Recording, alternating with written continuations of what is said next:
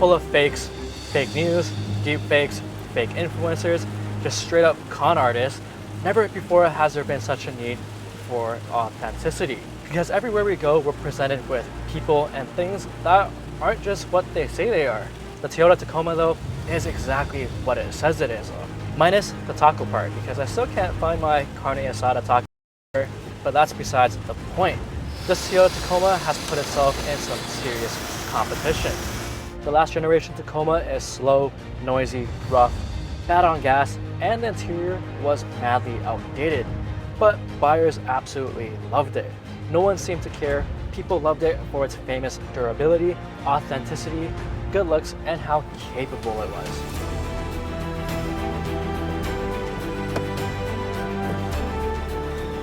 The new Tacoma has a lot to live up to. So let's dive right in and talk about the upgrade. Okay, fine, I'm done with the dad jokes. You can cut it now.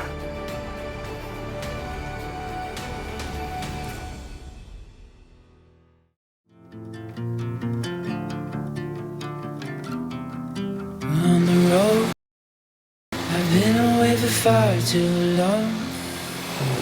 First off, let's talk about size. It's pretty much true that every single vehicle now has gotten larger and bigger than the one it replaces, and that's kind of true for the Tacoma. It did get a little bit bigger, but only by a tad little bit. It's 3 inches wider, 1 inch taller, and 4.5 inches longer, and it also weighs about 88 pounds heavier, which is impressive considering that it has a more rigid, fully boxed frame. It still feels quite big though. You are quite high up on the road. Even the SUVs look tiny when you're driving this. The hood is quite high, but it's not so big where you can't squeeze it through a normal garage door. This is built on the TGN-AF platform, and you no longer get the V6.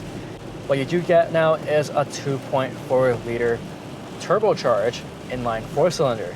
You can either get that in the hybrid option or this non-hybrid option. It comes with 278 horsepower and 317 pound-feet of torque if you get the 8-speed auto. But if you have the 6-speed like the one we have today, you do get 8 horsepower less and about 7 pound-feet of torque less than the automatic. It's about the same horsepower as the last generation Tacoma, but you do get significantly more torque. And that torque also peaks much earlier at about 1700 RPM, so you can get that torque a lot sooner compared to the V6. I love that you can still get the manual transmission like the one we have today. I like how they listened to enthusiasts and they kept it as an option in the Tacoma. It is also a little bit cheaper than the automatic. Of course, there is a hybrid iForce Max engine with 326 horsepower and 465 pound-feet of torque. Tacoma with that engine is definitely quick. You can also get the SR trim in the United States, which derates it by 50 horsepower and 74 pound-feet of torque, but I feel like most people will end up in this middle engine option. It's more than enough power for day-to-day use and merging on the freeway. You can get to 60 miles per hour in about 7.4 seconds.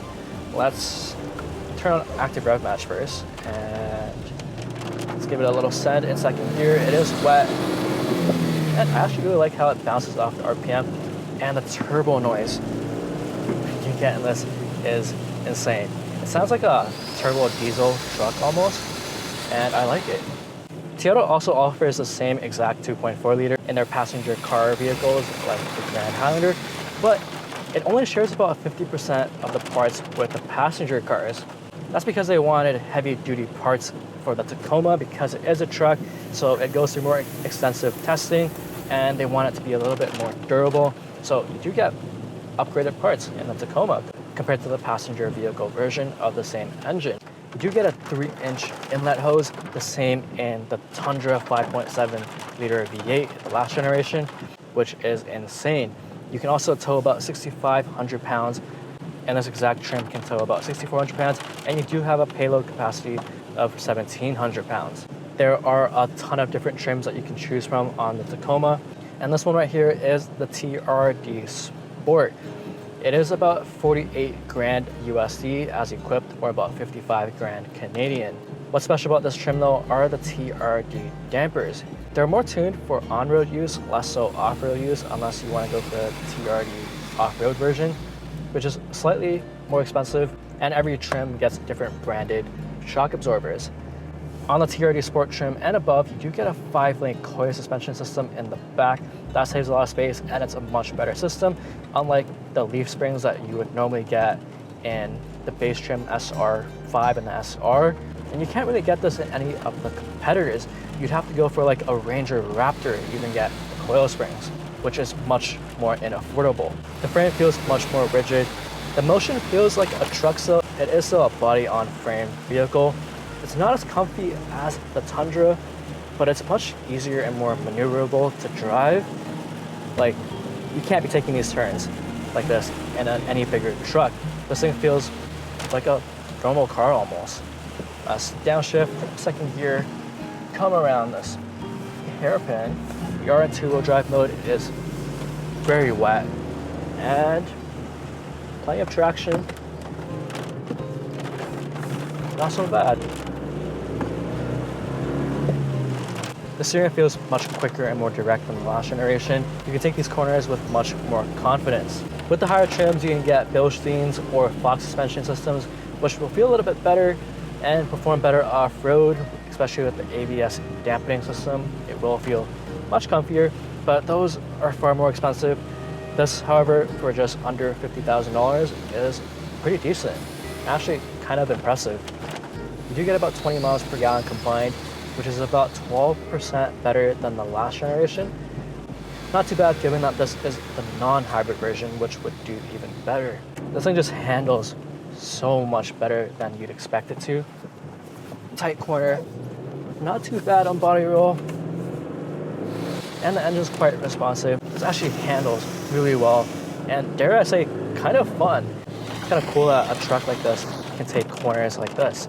It's not no Miata, of course, but it's kind of entertaining and very well mannered. It's also quite comfortable, and I love this manual transmission. Let's put it into third gear. Again, turbo spool sounds great. Like any modern manual though, you do get quite a bit of rev hang, which is expected. It's an emissions thing. The good news is the shift throws are so long that by the time you get into the next gear and release the clutch, the hang has ended and the revs are starting to fall. It's far easier to drive around rather than like a sports car with a short shifter. You're never gonna be shifting this thing that fast anyways, and it's smooth. Downshift, second gear, active rev match doing this thing, bouncing off the rev limiter.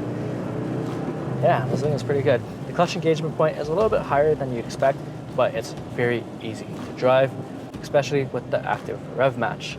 You can get the 8-speed automatic, of course, which is much better than the last generation 6-speed auto. That transmission was quite sluggish and rough, and the 8-speed is just a huge improvement. Quick little acceleration test again, second gear. A little bit of wheel hop, not too bad. You do get your drive modes here as well. You do get an eco mode, normal mode, and a sport mode. Steering wheel feels a little bit heavier in sport. Sounds a little bit better too, I think.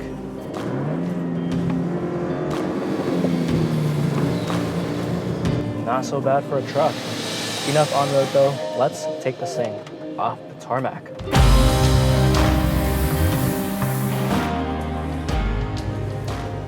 Of course, this wouldn't be a truck review without a little bit of off-roading. So we are on a little bit of a mild trail that would test this thing out. We do get a 2 high, a 4 high, and a 4 low option. We are in 4 high for this trail. It is a little bit rocky, and we are on some all-season tires, so don't expect anything too crazy out of this. You can get the Trail Hunter and the TRD Pro, of course. You do get all-terrain tires on those, so it is much more capable. And we do have the air diffuser up front, so that might scrape, but you can take it off if you did want to do some extra off-roading, but I don't think you need to do that for this trail. You don't get a 360 camera on this trim, although that would be quite useful because of how big and high the hood is in this car.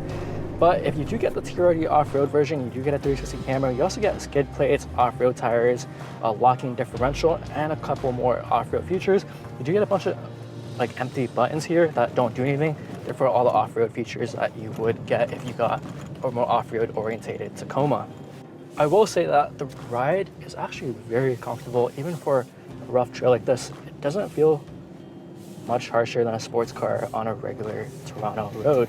It's actually quite comfy and it's very compliant over these bumps.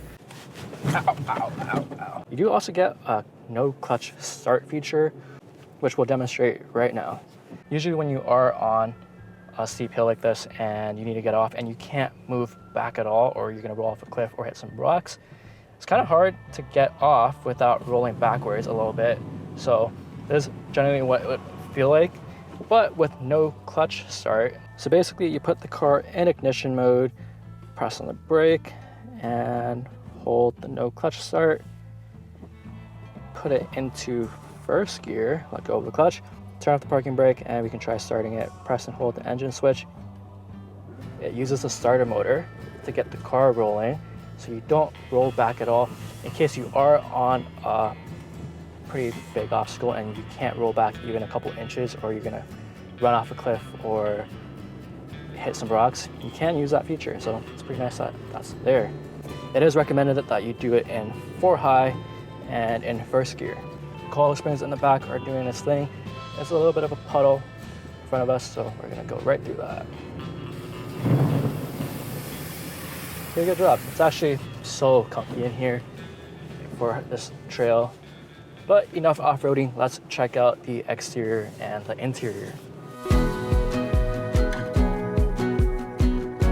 Inside and out, the new Tacoma looks like it has a heavy dose of Tundra, which is a great thing. It looks really good. This color is called underground gray. It looks great. You do get your fog lights and you do get an air damper down here. You can remove it. It's just 9 screws down there, but it's for aerodynamics. But if you're going off-roading, you're probably not going to want it there. You do get 265 R18 wheels. The tires and wheels look pretty nice. They're all seasons, but you can get them with off-road tires if you get the off-road version of this vehicle. TRD Sport logo. You get your coil springs back there, and you get a lighter aluminum tailgate. It's about 30% lighter than the previous generation.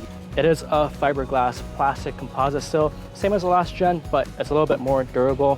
You can get an air compressor, especially if you get the Trail Hunter, and you can get an optional outlet, 400 watts on the regular one, or 2.4 kilowatts if you get the iForce Max engine. You get your trailer hitch back here, and you do get a full-size spare tire in the back, as well as a single exhaust exit. This is the 5 feet configuration. You can get it in the 6 feet. Let's hop into the back and check out the rear. These seats do fold up, and there's a little bit of storage underneath here, unless you get the hybrid version, which there is no space. And you can also fold these seats down if you want a flat surface to put your things on. You get a massive JBL sub back here as well. And when you climb on in, there's actually quite a bit of space back here. No vents back here though. You can get optional USB ports and heated seats back here, but this isn't equipped with any of that, so you just get a dead dummy button. Headroom is pretty good. I think this is not too bad if you're under 6 foot tall. But if you do get the hybrid version, the seats will be a little bit higher, so you get a little less headroom. The interior of the Tacoma got a much needed upgrade. It looks way better than the last gen. I actually really like it a lot. It's very durable and rugged looking. You get massive buttons like your climate control. Every button's easy to press, especially if you have big gloves on. You do get your Tacoma logo right here, and you also have a USB-C port on the side of this. You get 2 more USB-C ports back here, a wireless charger, 2 cup holders here. You can actually fit 3 water bottles in the door bin. Not that much space back here, but you can fit a little bit of things back here. 2 more cup holders in the back, heated seats in this one, but you can get ventilated seats as well. This is equipped with the 8-inch standard touchscreen. You can go for the big 14-inch one, which doesn't cost all that much more, so I would go for the bigger screen. Although the system is good, pretty easy and quick to use. You do get Apple CarPlay and Android Auto, wireless of course.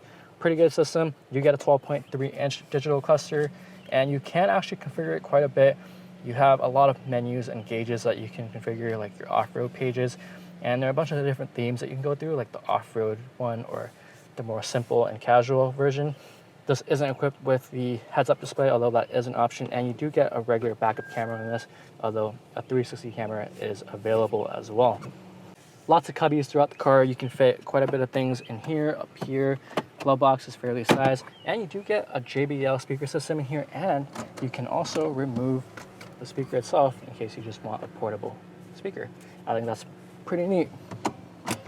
The seats also got much more comfortable. You'll notice that they fixed the seating position compared to the old Tacoma where you kind of sit on the ground. This feels a lot better. These fabric seats I actually really like a lot. They're super comfortable.